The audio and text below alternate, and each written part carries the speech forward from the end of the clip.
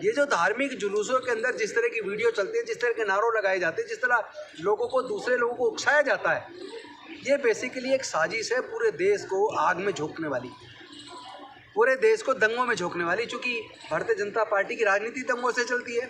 धर्म के नाम पे दंगे करवाओ, जाति के नाम पे बांटो और फिर राज करो। पिटोगे भी तुम, मरोगे भी तुम, मारने वाले भी तुम, जेल जाने वाले भी। मैं समझता हूँ कि भारतीय जनता पार्टी के शासन में मनुस्मृति का शासन वापस लौट रहा है और वो बहुजनों के कंधों पे चढ़ के वापस लौट रहा है। क्योंकि जो बहुजन समाज के लोग हैं, जिनको हम SC, ST, OBC और माइनॉरिटी के रूप में हम जानते हैं, उस समाज के लोगों को, खासतौर पर उसके नेताओं को भी यही बात समझ में नहीं आ रही है। ये लड़ाई विचारधारा की है। इस लड़ाई में एक तरफ संविधान है और दूसरी तरफ मनुस्मृति है। जब हमारे लोग कावड़ लेने जाते हैं, जब हमारे लोग धार्मिक जुलूसों में तलवारें लेके नंगी तलवारें लहराते हैं, उनको ये पता ही नहीं होता कि आप लहरा किसके खिलाफ रहे हो। आप अपने ही खिलाफ लहरा रहे हो। धर्म की रक्षा के लिए, हिंदू धर्म को बचाने के लिए आप हिंदू हैं, लेकिन उसके बाद आप अछूत हैं, दलित हैं, पिछड़े हैं, आदिवासी हैं,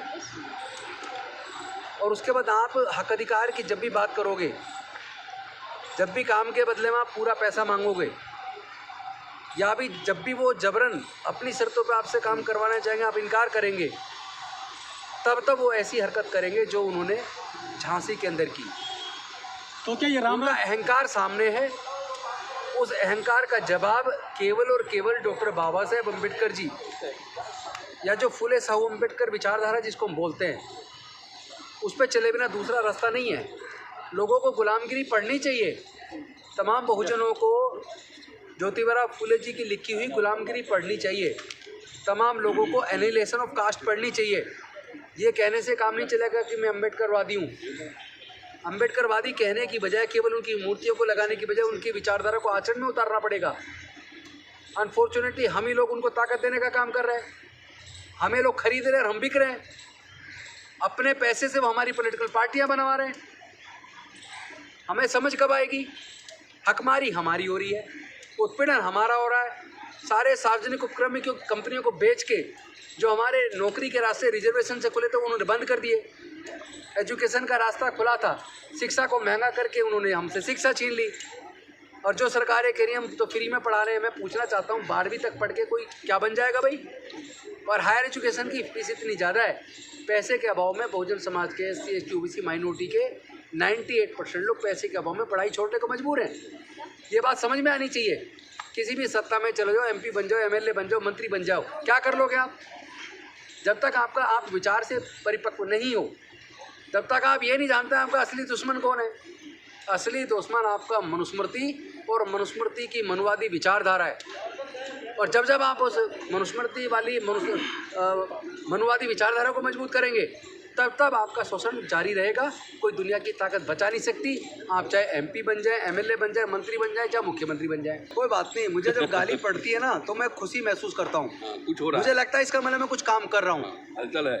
क्योंकि जैसा है ब्रिटेन के अंदर एक कहावत है, the crown can not commit a mistake, यानी कि राजा कभी कोई गलती नहीं कर सकता।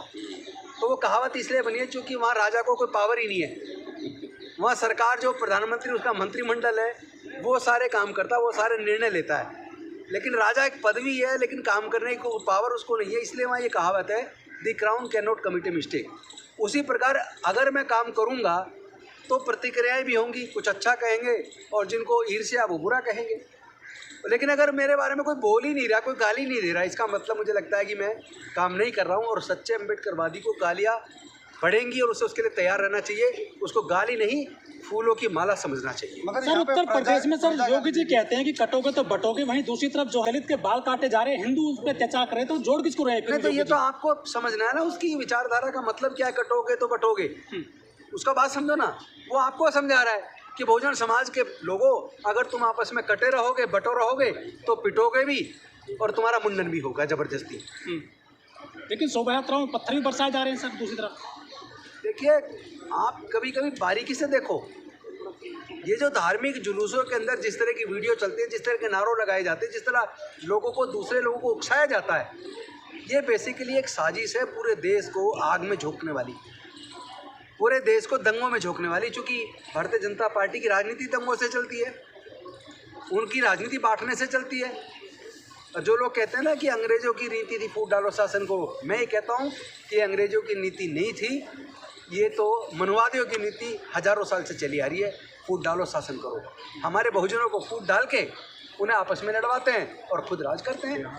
देश के सारे संसाधनों पे 90% संसाधनों पे 10% का कब्जा है। तो ये बात हमें समझ में नहीं आ रही क्या? शोभा यात्रा में जब सारे सरकारी संस्थान प्राइवेटाइज हो जाएंगे तो आपका जो थोड़ा बहुत रिजर्वेशन से नौकरी मिलती थी, जिससे मिडिल क्लास बना था, जो चंदा दे के जिसने बहुजन समाज की पार्टियां भी बनाई, सामाजिक संस्थाएं भी चलाई, वो चंदा देने वाला मिडिल क्लास ही नहीं बचेगा, वो खत्म हो जाएगा जब नौकरियां नहीं होंगी। तो इतना पैसा नहीं है कि व्यापार कर ले, और ना व्यापार करने की लोगों ने हिम्मत दिखाई है। ऐसे में हमें समझना पड़ेगा, एजुकेशन और रिजर्वेशन दो हथियार थे जिसने इस बहुजन समाज को ताकत दी, और आज दोनों हथियार उन्होंने छीन लिए। इस बार जो है कोई दलित पिछड़ा नहीं, शोभा यात्रा में ब्राह्मण की मृत्यु हुई है सर। ये देखो ना, जब दलित मरता है, पिछड़ा मरता है, आदिवासी मरता है, वंचित समाज का आदमी मरता है, उससे शोर नहीं मचता, उसके घर मुख्यमंत्री नहीं जाता।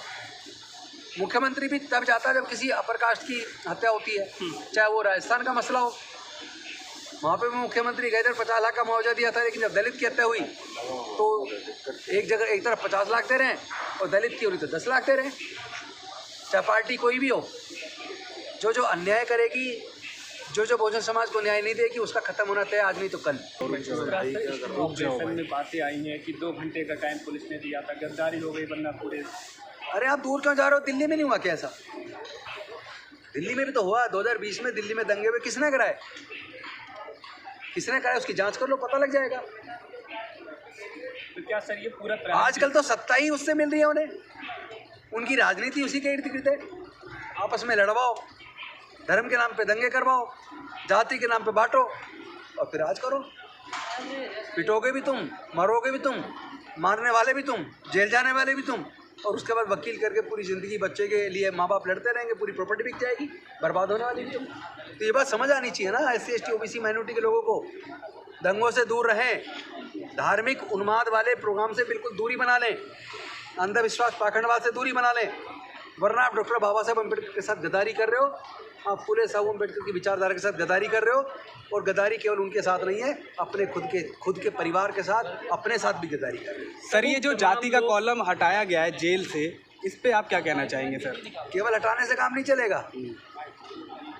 जितने जेल के अंदर लोग हैं, सर्वे कर लीजिए, SC ST OBC माइनॉरिटी के लोग 98% हैं, और बहुत सारे हैं कोई ऐसे जिनको यही नहीं पता उन्होंने जुर्म क्या किया है, झूठे केस बना के जेल में डाल दिया है।